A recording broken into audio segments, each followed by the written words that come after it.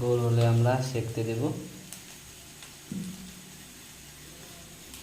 তো আমাদের রুটিটা হয়েছে, এটা আমি সেঁকতে দেব। তো আমরা এখন গ্যাসের মধ্যে চালালাম তাওয়া, যাকে সেকা বলা যায়।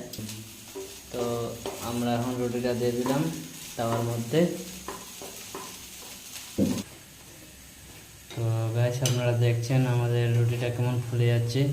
এই ফুলতে দেখায় রুটিটা খুবই ভালো লাগছে আমাদের এখন। আপনারা বাড়িতে এমন আমাদের রেসিপি দেখে করেন এবং খান ভালো করে। তো খাতাটা চলে আসবে।